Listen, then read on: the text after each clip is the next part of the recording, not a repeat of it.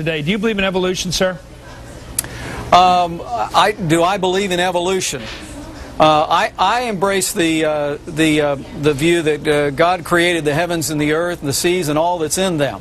Right, and, but you believe in evolution as the way he did it. The means, Chris, that he used to do that, I can't say, but I do believe in that fundamental truth. Did you take biology in school? Did you take science, which is all based on evolutionary belief and assumption? Well, Chris, do you believe? The reason I'm asking this, I'm not just picking a fight. If your party wants to be credible on science, you've got to accept science. Do you? Yeah, I always wanted to play and inherit the win, but on the global warming issue, I know that in the mainstream media... See how you're hedging? This is why people don't trust Republicans. In the mainstream media, Chris, there is a denial of the growing skepticism in the scientific community about global warming. Well, do you have is there a rising skepticism about evolution? Republicans are more than willing to stand for a cleaner environment and cleaner air. We're going to promote clean coal technologies, give incentives, but we're not going to raise a national energy tax on every household in America. Okay. Do you believe we should be teaching science in school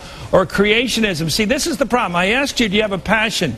And I don't think the Republicans have a passion for global warming and issues like the green movement. You have skepticism about it, which you've admitted. You've been very honest here. You've admitted you have a problem with your credibility on fiscal responsibility the last 8 years. You've admitted that you have a split position on the issue of global warming. I would argue you have a very strong split position on the issue of science. You have people in your party who don't believe in stem cell research and federal funding of that, who don't believe in evolution. Oh, come on, Chris. Well, let me ask you this. Does your party agree on stem cells? But an exploration, science is an exploration of demonstrable fact, isn't it? I think in our schools we should teach all of the facts about all of these controversial areas and let our students, let our children and our children's children decide based upon the facts in the science. Now you talk about ignoring science. So you accept the scientific method then? You accept the scientific method, therefore you still hold to this belief about... Chris, come on, I accept the scientific method, but what the administration did on stem cells was ignore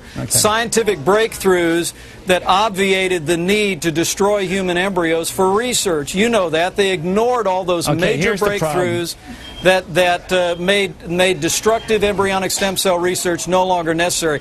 The Obama administration and Democrats in Congress put ideology over science with that recent decision in stem cell funding. Here's the ludicrous part, and you're obviously as educated as I am, Congressman. I'm not challenging your bona fides to have this argument.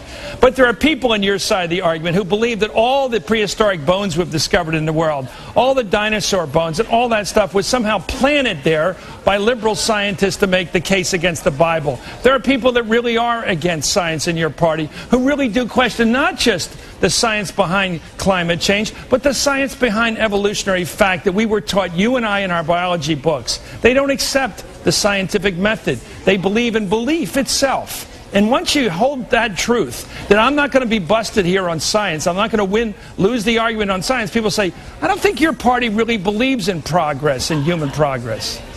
You know, it's an interesting straw man you put up. I don't I've know asked that you, do you believe in evolution? Let me get back to the primitive question. I don't know too many Americans that actually think that way, Chris. I don't think you question, sir. I think you believe in evolution, but you're afraid to say so because your conservative constituency might find that offensive. No, I've said to you, Chris, I believe with all my heart that God created the heavens and the earth, the seas, and all that is in them.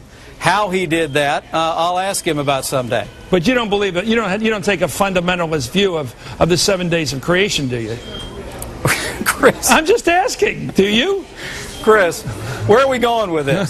Where we're going is the question. Is this the caricature of how Republicans are anti-science? Because I've taken polls because there are polls that show that a huge percentage of the American people don't believe in evolution. A lot of people don't believe in climate change, and I'm just questioning your passion of your party for climate change. You've spent today your party talking about your passionate commitment to climate change legislation as an alternative to what the Democrats are doing on cap and trade. And I'm saying I don't trust it because I don't think your party's passionately committed to science or to fighting global warming or to dealing with the scientific facts we live with. That's all I'm saying. You know, tell me what you really think, Chris. That's what I really think. I'm in the party of Teddy Roosevelt. I'm in the party of that has a long and storied history in conservation. I think Teddy Roosevelt created the first national parks. Right. And look, you know, and I've supported extensive increases in funding to the National Institute of Health. That happened under Republican administrations and Republican Congresses.